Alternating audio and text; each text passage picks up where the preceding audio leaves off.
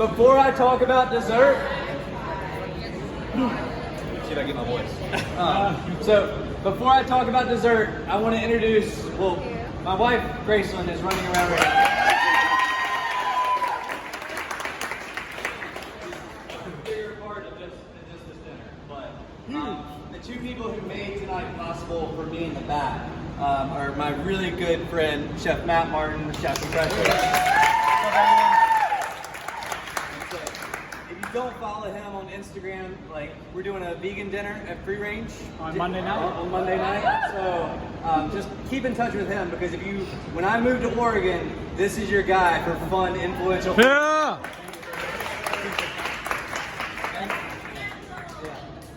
He's going to tell you all about it here in just a second. All right. So, and then secondly, this is Chef Michaela Johnson. Woo! Let me just say how impressed I am. So I spoke at Johnson & Wales 3 or 4 months ago to a group of high school students as well as college students, and I didn't get to speak to the high school students, but the day after, Michaela emailed out of the blue. I didn't even speak to her class, but she said, I'm so interested in becoming a chef. She's a high school senior, by the way. Yeah, chef. So interested in becoming a chef, so me, her dad, and her sat down, had coffee. I introduced her to a few other chefs, and then she called me this morning. She's like, can I still come and cook that dinner with you tonight?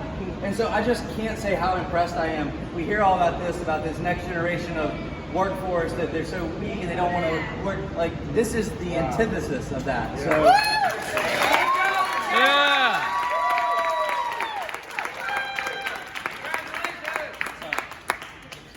Now for dessert. So Graceland's going around with a cocktail right now. My good friend Kelly Minton, who's the cocktail manager at Soul Gastro Lounge, Kiki, Tattoo, all of that, he gave me the idea for this. So this is a play on the aviation cocktail.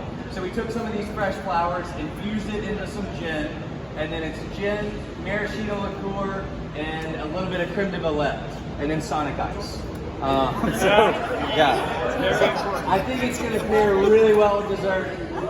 And dessert is just very simple. It's a strawberry shortcake, hemp whipped cream on there, hemp macerated strawberries. Like, thank you all so much for coming tonight. Thank you.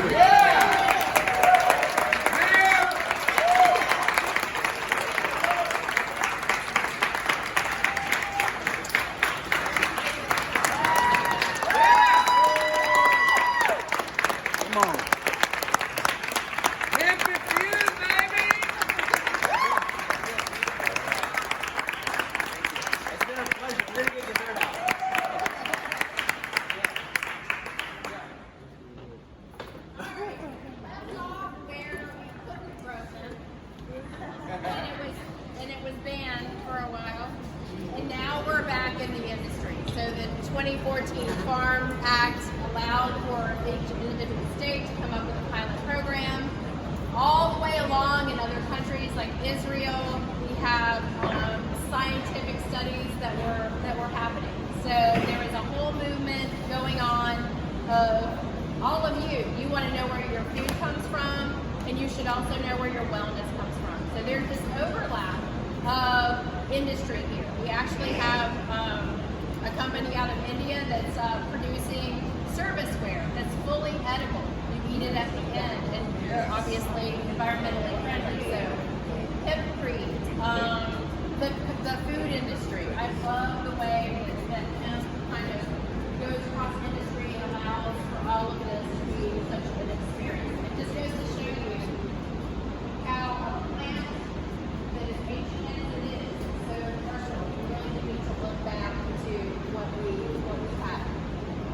So thank you all for coming. I really appreciate this. This has been such a wonderful event.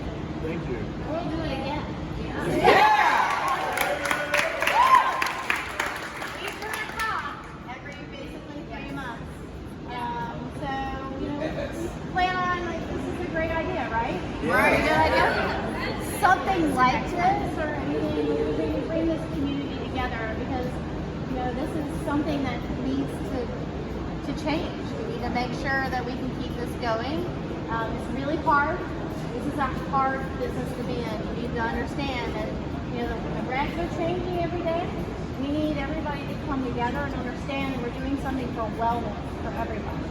So there needs to be regs around it. We both say we are not opposed to that, but it needs to be something that everybody can do, you know, and be valuable to everybody.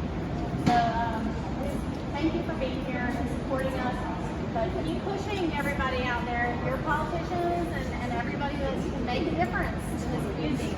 Doesn't matter where you stand, right or left. You can make a difference in this. This is about wellness. This is not about anything else. So, Yeah.